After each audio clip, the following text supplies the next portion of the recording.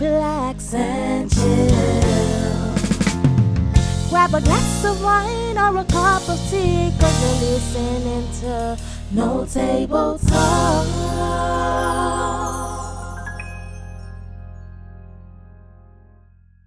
You know, I just realized. What? I never hit record. Oh shit! No, you did hit record. I just did. Jesus. Nigga, see this shit. This is 30 seconds, 40 seconds. Oh well, I mean, it's funny because I started this by saying this is a very casual thing, so I guess this is even more casual because very casual. you guys are listening or watching. I literally forgot to hit record on the audio. So, welcome back, I guess. Even though we never left. Every welcome that I said before has gone down the drain. So yeah, welcome back, you guys. Yeah. But yeah, just to recap, I have my guy with me, Mix Master Chu, my brother. What up? Yeah. So yeah, we're talking about stuff. Yeah, stuff. A couple things, man. But yeah, we'll just get back into it. We're talking about Houston and how I'm off schedule and off pace. Yeah, man, just the time to recharge. Basically, what we're saying, I guess, for the people who never got it because he never hit record. Nobody even got it, man. That's sad. As a DJ, right? People think that I am the most extroverted person in the world. I always want to be around people. Yeah. When in reality, that is the complete opposite of my nature. Up, like total opposite. Total opposite of my nature. I like people, obviously. Yeah, cool. I like entertaining people, but I'm naturally shy. Interesting. And I'm naturally overthinking a reaction. So, like, the most comfortable I am with a person is when I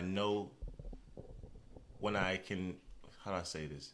The most comfortable I am with people is when I know how they feel about me. How do you know? By them telling you or just by you? No, by me being around them long enough. Okay. That's what comfortability is, right? You know, True. like you're only really comfortable with people if you know how they perceive you. Yeah. You know? So it's like that's how I feel comfortable. But nah, for the most part. And it's hard to know that with strangers and people in general. Mm.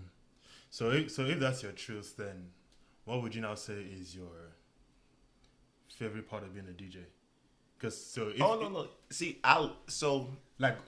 yeah. What part about being a DJ do you genuinely enjoy? Because I can see how if your regular trait is an opposite of the whole socialized persona of a DJ, I could see how even when you're in that scene, you could feel the stress. You could take a toll on you. Yeah. So what part? Jesus. Hey! Relax.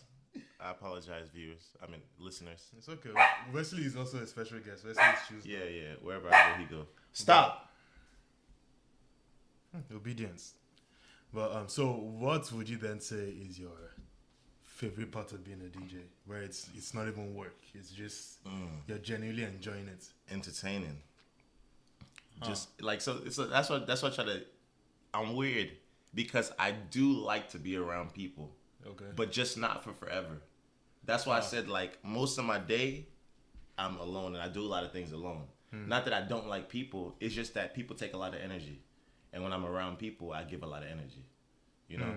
So, like, you can tell as I DJ, as I'm on set, that's a lot of people. Yeah. And that's a lot of energy. So it gets draining. But my favorite part about being a DJ would be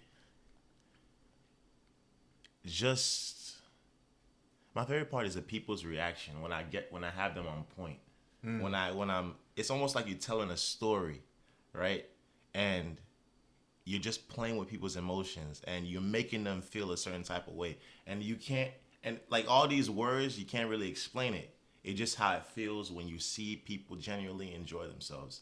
And it's not even from the perspective of, oh, I did that. No, it's not I did that. It's, damn. Like, of course, like I'm on fire, but damn. People are actually, you don't know what it is to influence somebody in that way until you do it. Just for example, right? If this kicks off, right? Well, when it kicks off, right? As it's kicking off, right?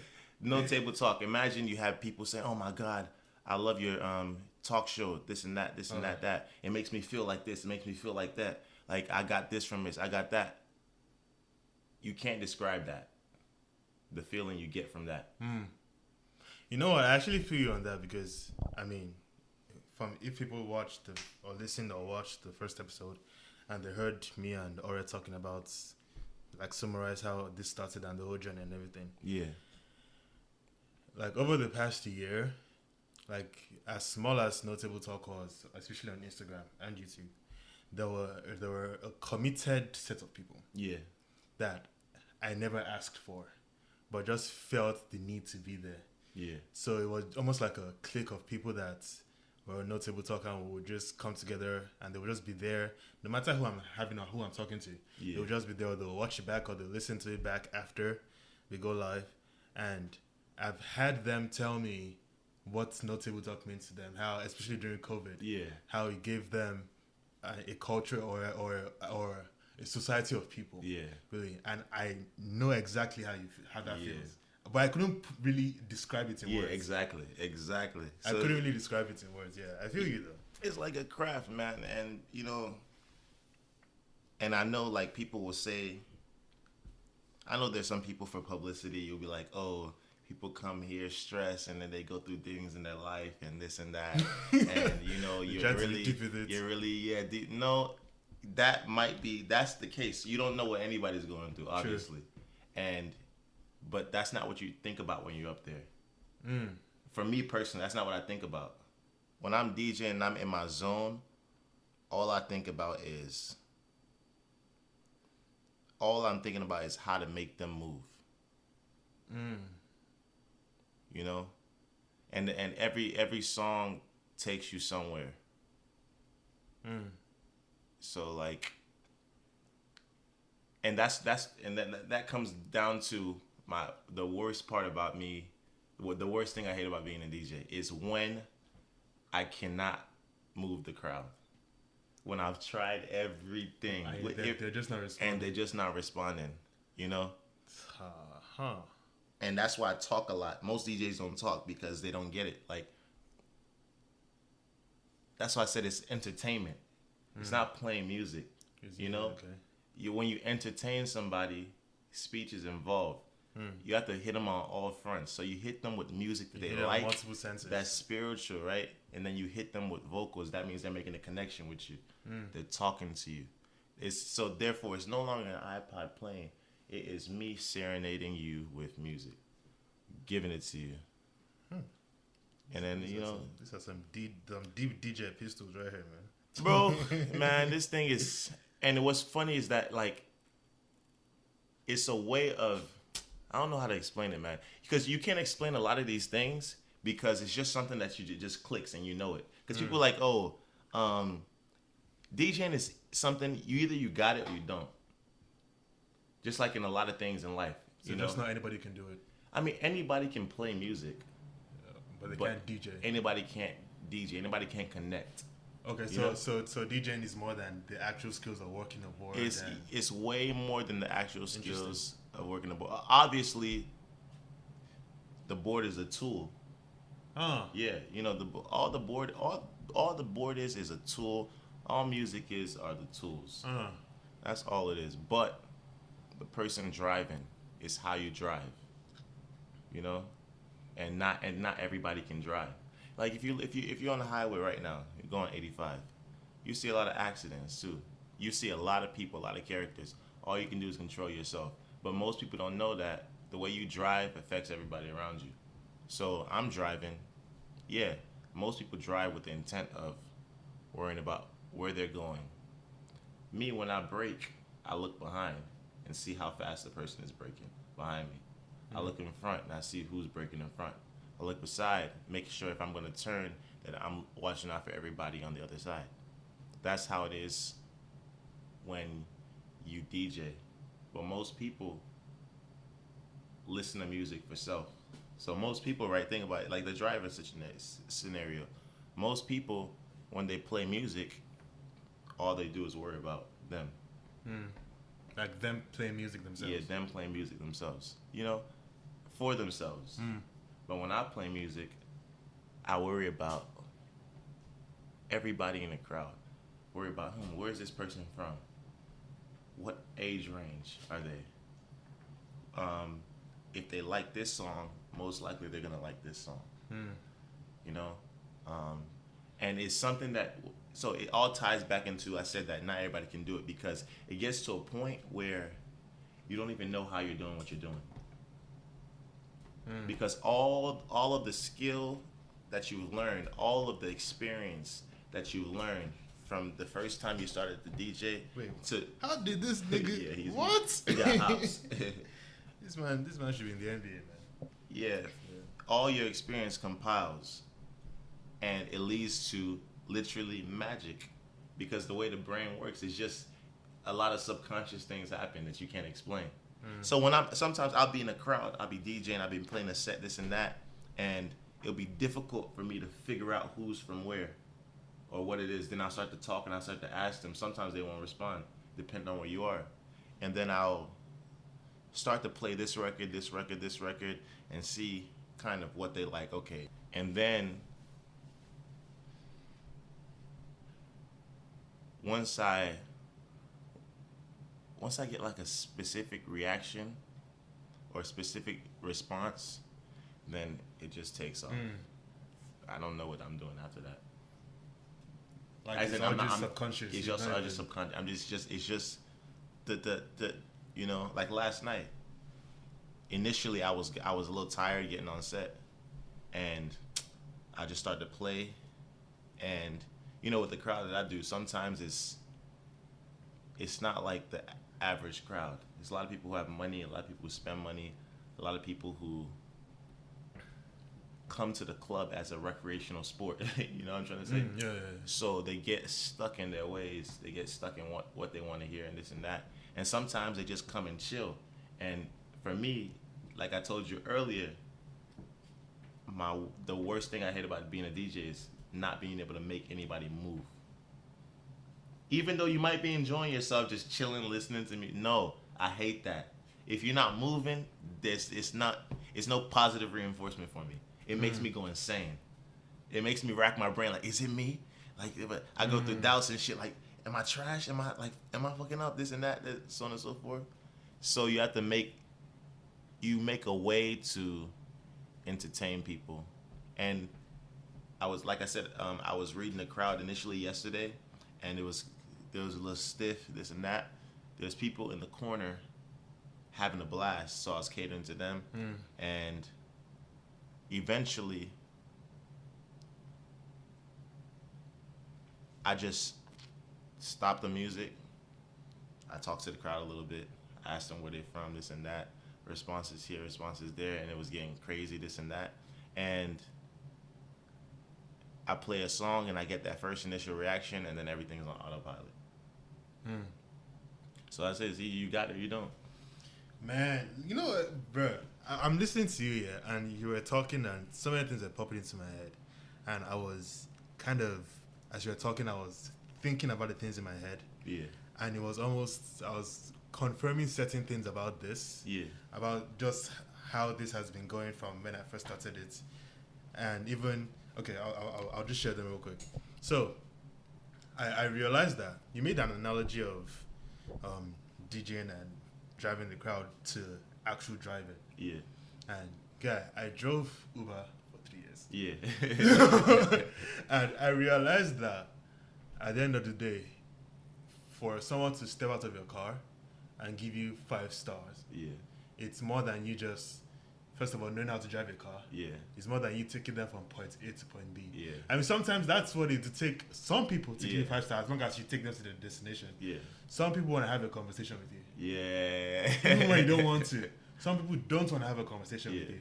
And a lot of the time, it's up to me to kind of figure that out. Yeah. I mean, they step into my car, I greet them, and I even though I don't feel like having a conversation, the way they respond to me, and maybe if they ask me, if they make a comment or if they bring something up, Yeah. and I can read that they want to have a conversation. Sometimes I make myself Yeah. have a conversation with Yeah. them, and it's tasking sometimes. Exactly. For some Yeah. people, they want to have a conversation, and I'm willing to have the conversation with them, and it's really not work. Yeah. For some people, they just want to be left alone. Exactly. And I'm the same way, so I'm happy to not leave you alone. You get, and people will step out and give you 5 stars, but they give 5 stars for totally different reasons. Mm-hmm. So you're saying that, and I was like, that makes so much sense, because outside having the board, outside having the mic, outside having the latest music or a good mix or whatever, there are lots of particulars, because you probably have to read the crowd, see what they're responding to, what kind of music they like. And I know the scariest thing, you're doing all of that live. Yeah, so it's not like, oh, this and that. Like, it's all in real that's time. Crazy. I don't know how you do it. You can't go back and edit. You can't do this, and like everything. And if you're a DJ that really cares, there's people that just play. They just do what the fuck they want to do. Honestly, they do what they want to do, and they get away with it. You know, they might get the crowd lit here and there, but like if you've been doing this as consistent as I've been doing it, and you really care, and you cater to people that's multicultural, not even just like, okay, my life would be so sweet if I was just a hip hop DJ. If I was just doing dancehall, you don't do a certain genre. Yeah. If I was just doing dancehall, my life would be sweet. Or Afrobeat straight, my life would be sweet. Or hip hop straight, my life would be sweet. But I'm in a space where it's Africans here, Caribbeans here, and not even talk about the Africans. Nigeria, even in Africa, Nigeria, we are not the only one in Africa. Nigeria, we are not the only one in Africa. I don't say we carry first, but still, we are not the only one. Bro, there's be South Africans that I gotta cater to. People from Cameroon, Ivory Coast, Sierra Leone. They want to hear their music. The Caribbeans want to hear their music. The hip hop people, I guess you could say Black Americans or people born in the United States, they want to hear hip hop. You know, some ladies want to hear R&B, and then the hip hop people, they get tired quick. We Africans, we listen to everything because we America influences a lot of things that we do over in Nigeria, right, or in Africa in general. True. So we listen to everything. We got patience. We listen to, but Americans, once you start to play their music or African music or Caribbean music, they might vibe to like the 3 that they know, and then dance a little bit. And then eventually the energy be like that. And then eventually they drink. Eventually they're like, what the fuck is going on? But, so it's a balance. And you have to see that. You have to pick up on that. So I'm not only thinking about the song I played before, the song I play next. I'm thinking about I have to watch every single person. How is these people reacting? And I watch them in groups, so it's not single them out, but how's this person reacting? You gotta remember where all the birthdays are. So you can cater, so you can point specifically to them. That's another thing. You gotta remember. You gotta watch when the lights are coming out, the bottles are coming out. You gotta watch all that stuff. Sometimes you have to download a song on fly because you forgot, or because it just came to your mind and like, oh, it's gonna be a hot heat right now. And the worst part not the worst part, but this is when you know you got magic. You know you have magic when you take people places that they never expected to go. So like they like to play something on their. So when I'm talking about, like, obviously people like the popular music. Obviously people like the people like current music. They like their African music. If they're African, they like their dancehall. They like their hip hop. If they love hip hop, this and that. But when I say take you places that you never thought you ever wanted to go, is when you play, I believe I can fly. I believe, and everybody and they didn't see that shit coming. And everybody sings it together. When you play, I wanted that with Backstreet Boys, and nobody. If you play that song earlier, as in like, let's say around 1:00, 1:30, people will be looking at you like, what the fuck are you doing? But when you get them, it's like hypnosis. When you've been killing shit from, let's say you first walk into the club, you've been killing stuff, right? You set up the mood, this and that, and then like prime time around 1:00 to 2:00 or whatever, prime time is coming in. You start to go on with the hits, this and that, and people are singing and doing this, and you're making them move, and you've got them convinced. You're a maestro, you're a choir conductor. You've got them convinced. Bro, that's a little that's a lot of power, man. Bro, you really think about it. Like, I say jump, they jump. I say move, they move. And then you get them to the point where if you had played this song early, they'd be like, what the fuck? But you get into a point, of course Shia was involved too, but still, you get into a point where now they're singing a song that everybody knows it, but they're singing it with so much conviction. Yeah. I know exactly what you're talking about, man. Oh man, I know exactly what you're talking about. That's how when moments like just swag surfing happens. yeah, I'm just like things like every and people people like the reason people come to the club is because they want to be told what to do. People like to follow instinctively. They if I'm gonna breaking this down, man. I can see how this conversation is segueing into because it is something very interesting. Yeah, people don't want to. If people took responsibility of their own enjoyment, or they took responsibility of making themselves happy, they won't come to the club. They just played some records, this and that. But people come for an experience, and they come to be told what to do, how to have fun, to be entertained. I feel like that's very human. Yeah, that's what I said. Human beings in general. That's why people. I feel like it's very human. Yeah, and that's what everybody who makes the most money in this world is a seller of dreams. Look, you bought an Apple computer for a specific reason. And everybody knows, it's a great device. It's that, but no, it tells you how to feel. It makes so because you have a Mac, right? Yeah. You could have got a PC. God forbid. Does the same thing. Does the exact same thing. But Macintosh, it lets you know. It gives you a specific value about yourself, and it lets you know how to feel.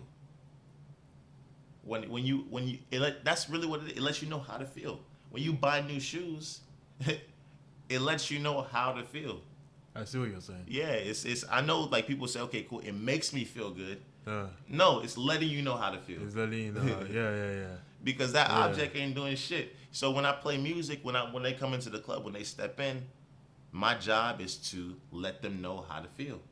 So whatever, like if they don't want to turn up, when you come to this space, there's one rule: you must have fun. That's what you come expecting. That's what you're paying for. You're paying to be told how to feel. Because when you leave, you're probably gonna return back to normal life. When the weekend ends, return back to normal life. Yeah, man. Hot commodity. First of all, I feel like I need to apologize because I knew your craft was very interesting and very wasn't a very common one, but man.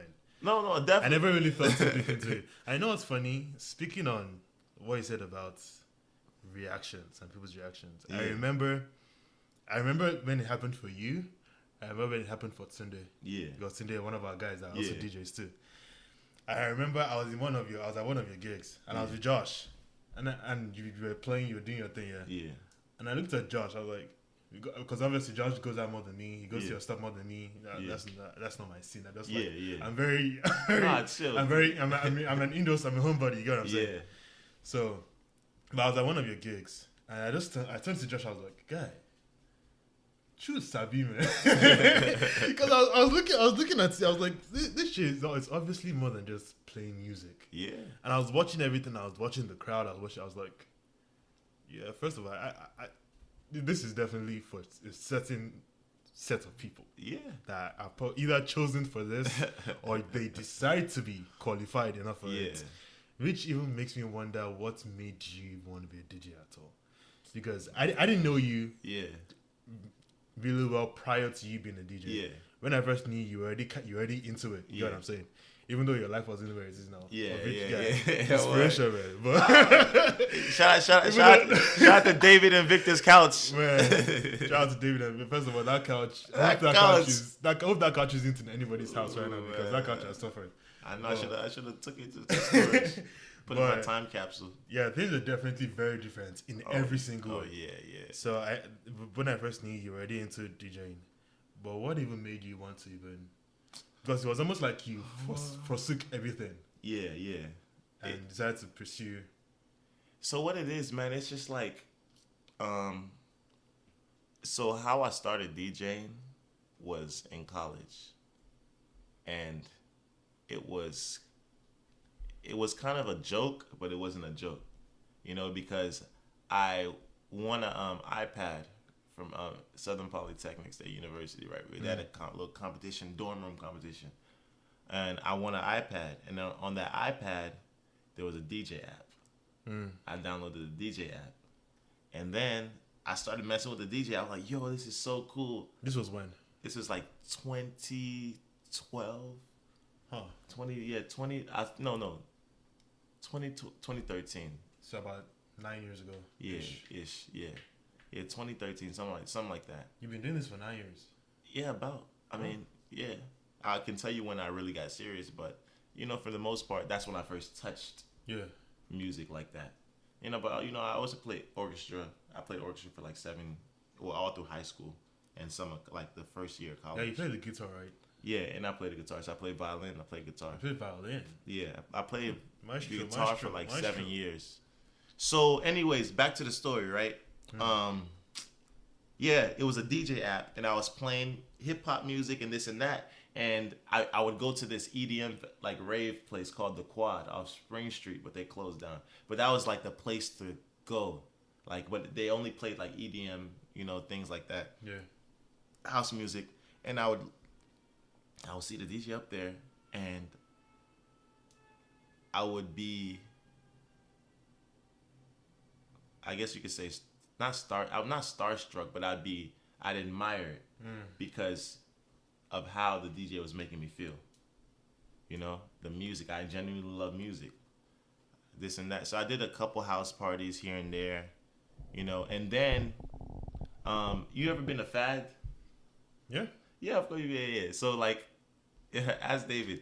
Emenike, what's his name? Emeka, some other guys, right? They would do like a club party at the ballroom of Fad. Fad is a restaurant. The other side is a event hall or whatever. And they tried to make it like a club.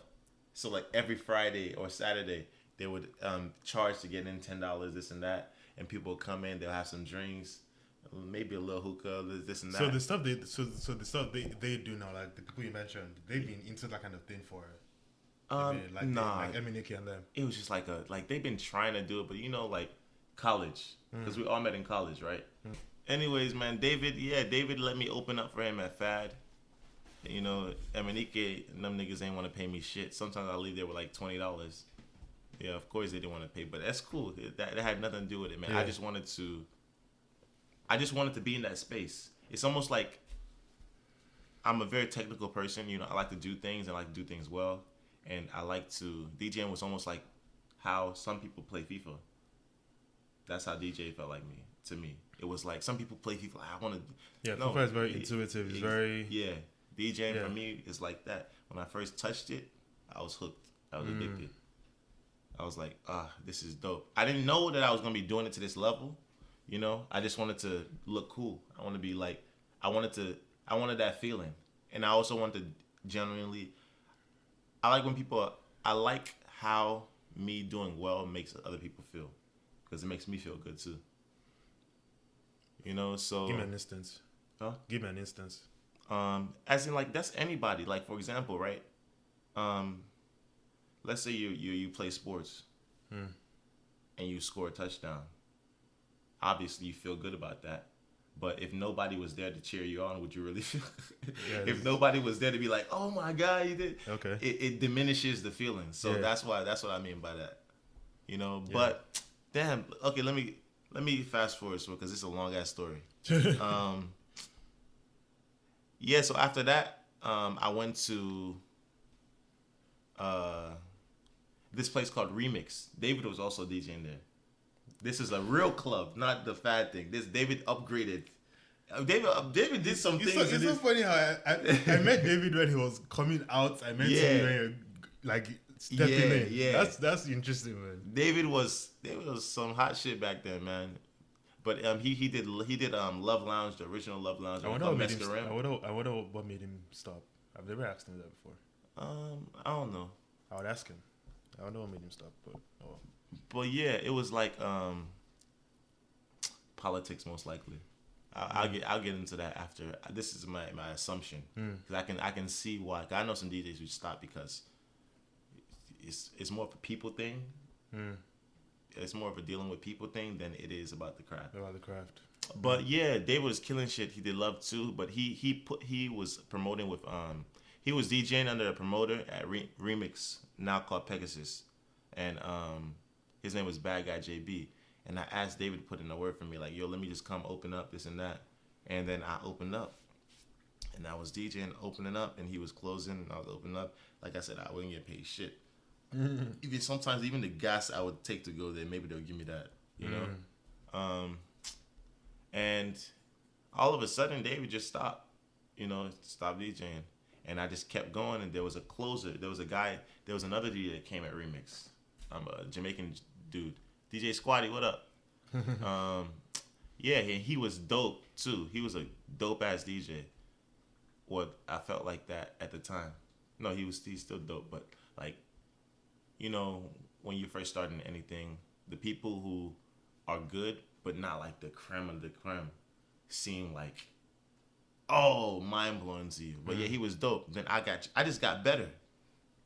Like I said, I put time and effort into it. I go home, do my crates, do my research, download music, all that stuff, figure out, learn from him. I learned a lot from him, especially with the Caribbean music. I learned a lot. Learn how to play, how to transition different ways. Then from Remix, I started to learn how to talk a little bit,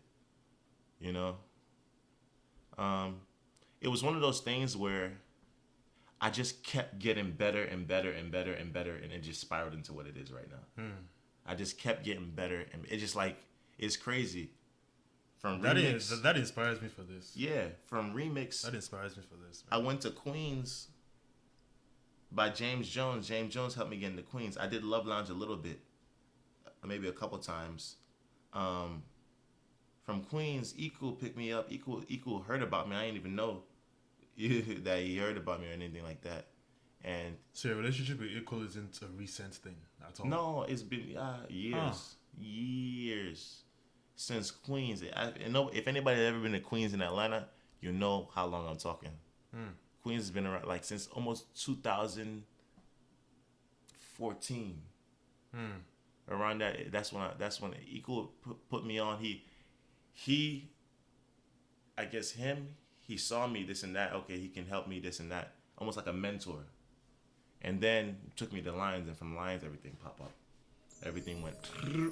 But yeah, it's one of those things. You asked me, the initial question, guys, was what made me start DJing? What made me keep going, or this and that? It was one of those things where I started, I loved it, and I just kept getting better. Grab a glass of wine or a cup of tea, 'cause you're listening to No Table Talk.